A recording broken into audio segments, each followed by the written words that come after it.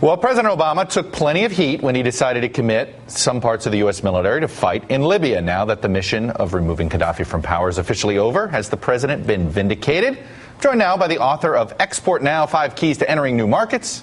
He's also a former ambassador to Singapore, Ronald Reagan's White House political director, Frank Lavin. Chuck. Joins me now, always one of my favorites to bring in here. So, President's foreign policy, should he feel vindicated today? Yeah, well, he certainly deserves a victory lap, in my view. He certainly deserves the applause for mission accomplished, so to speak. So, good news for him. Unfortunately, my view is there's a half-life to this good news. That American general public discounts it. They don't weight it very heavily. It doesn't necessarily impact their day-to-day life. So the good news is going to fade, I think, reasonably quickly. You know, we saw this a few months ago when Osama bin Laden was killed. Right. That it was a good day. I felt good about it, but it only lasted a few weeks, I think, in the poll numbers. At some point, though, foreign policy will be a discussion point in the presidential campaign. And if Mitt Romney's his nominee, I want to play a couple back-to-back sound bites. Mitt Romney in July. You have the blooper reel. Yesterday. Here we go. Okay. Now the president is saying we have to remove Khaddafy. And then your question comes up, well, who's going to take his place? And who's going to, this old Powell doctrine, which is if you break it, you own it. Who's going to own Libya? The world is a better place with Khaddafy gone. Does the president deserve mental credit for that? Sure.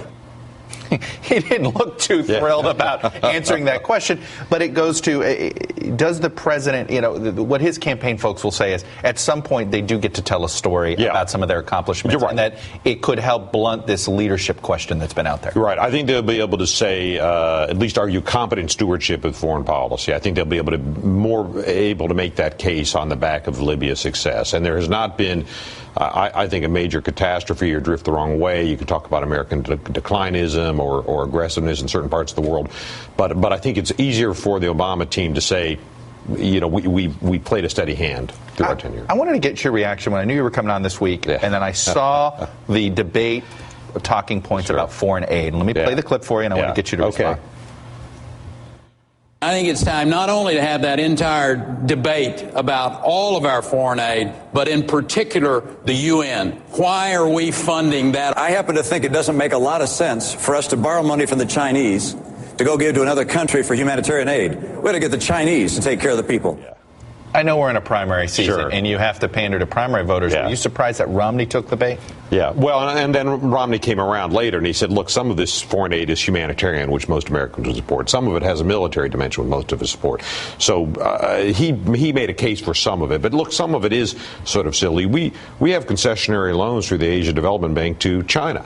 And you'd say, why are we making concessionary loans to China? I mean, some of it is frivolous, and we should trim back. But look, it ain't going to fix the budget deficit. So we've got to get into these big structural issues like Social Security. Today, the president's signing 3 trade deals. Your book, obviously, is about this idea of open. I want to get you to book plug here a little bit. But what is it? You know, how do you calculate how many jobs do get created with a free trade? Oh, there are a few different models, but it usually comes down to how many jobs per $1 billion of exports, and it, you know, different people have different, but it'll be in the tens of thousands. So hundreds of thousands of jobs for these 3 free trade agreements. And how quickly, though? How long does it take? Well, you're right. It can take full maturity. But I'll tell you, the second order effect, I think, Chuck, might be bigger than the first. The first order effect is just removing those barriers and getting the numbers up. The second order effect means once you're in forward motion, you're inducing other countries to move your way. This is a big problem with China, where we've got a lot of trade issues. Once we're signing free trade agreements with other countries, China has a strong incentive to move our way because they don't want to be left out. So it sets the pace for the world when we move very ahead. fast. Are you worried about China bashing